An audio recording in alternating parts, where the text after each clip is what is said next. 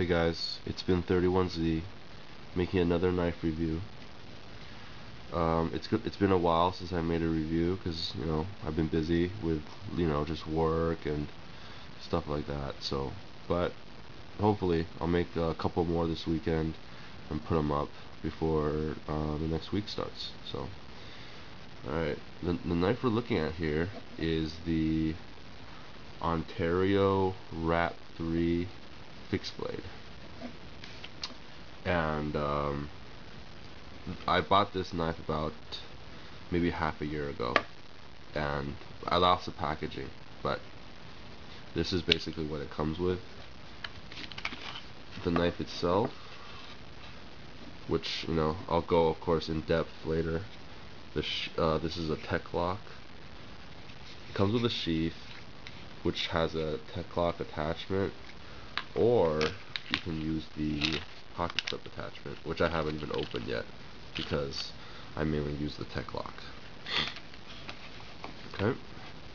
Alright, let's start by going over some of the features of the knife itself. Okay, and I had a good idea for how to structure these knife reviews. I have certain number of talking points that I'm gonna use, and it's a universal template.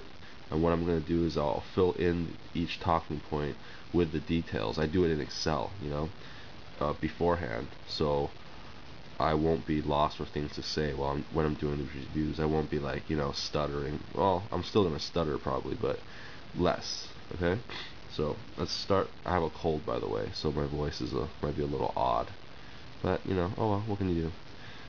So let's start by talking about the blade, and specifically the blade steel and the coating. Okay, the blade steel on this knife, as you might be able to see from this triangular stamp right here, is D2. Now D2 is what they call a tool steel, and what tool steels are is that the steel is typically used to make dies and cutting machines.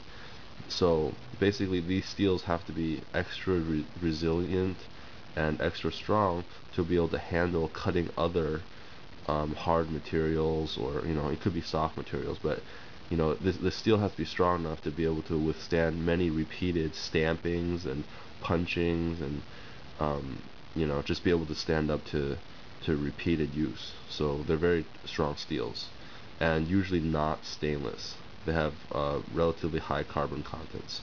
So good steels for knife making.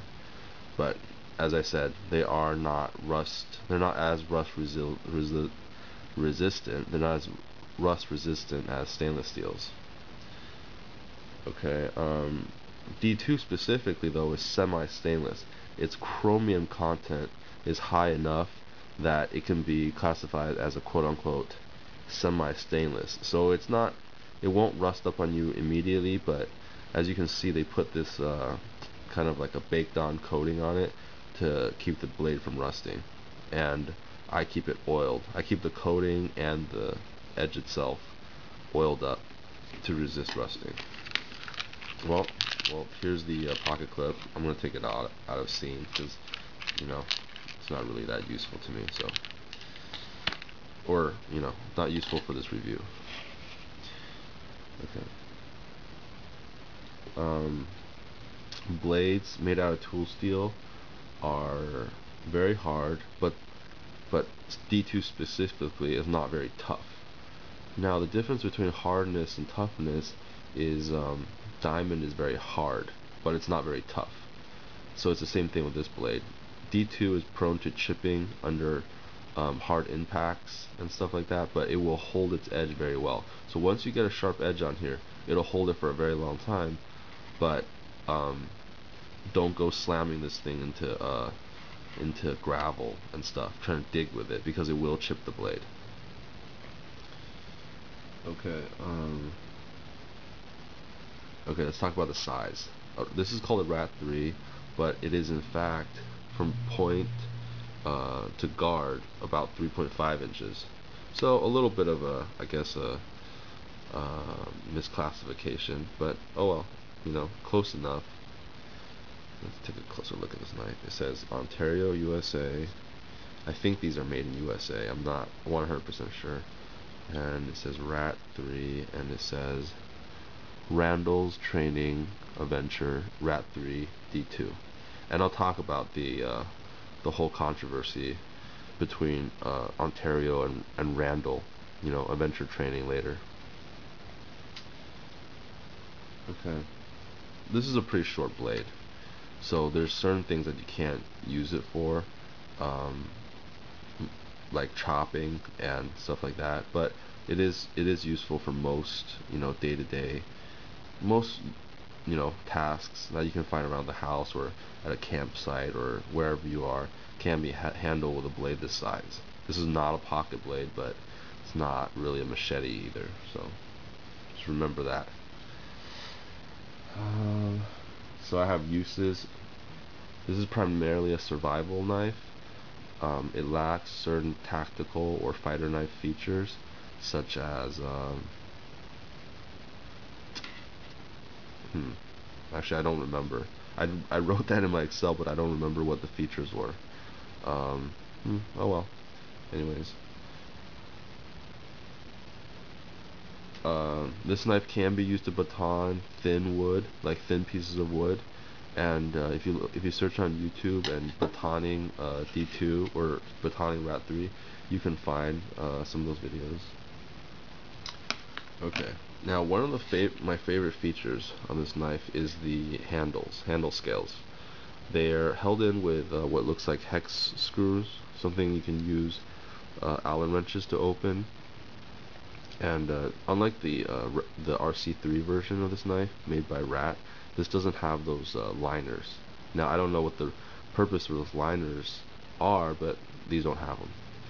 And the handle scales are micarta, which is a laminate, epoxy laminate, and it provides a very good grip, especially when this blade is wet.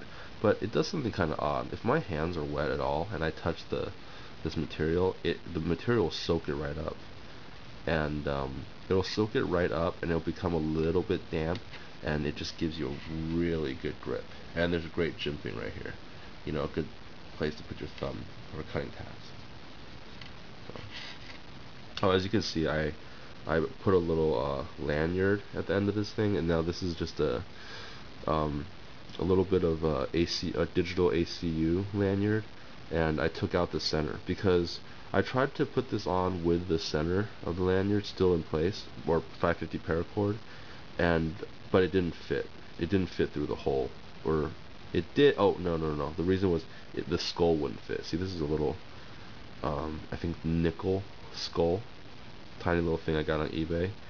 It's pretty tough, and it looks neat at the end of this thing, so that's why I put it there. Tied a knot, burnt the ends, and it's just a nice little accessory I have on here. Something interesting to look at, because this knife is pretty plain. Okay. So the micarta, yeah, it's great. It Now, I've never handled an RC3, so I don't know what the micarta on that is like. You can refer to some other videos for comparisons, especially Nothing Fancy's videos, about the comparison between the RC3 and the Rat 3. But I don't have that other knife, so there's nothing I can say about it. But this is good enough. These micarta scales are good enough for any purpose you might use it for. I mean, they're really grippy, and especially so when wet. And I think that's the purpose of this material. Okay, let's talk about the sheath. The sheath itself is just a plastic or Kydex. It's got a hole here in the end, so that if you get water in it, like if you get submerged and come back out, it will keep the blade dry. It won't, hold the water in and rust out the blade. And listen to this engagement, or lockup on this thing. It is really secure. There's no way this thing's falling out. And I just love that. Taking it out is not easy. Taking it out is easy. You put your thumb right here, just push it out.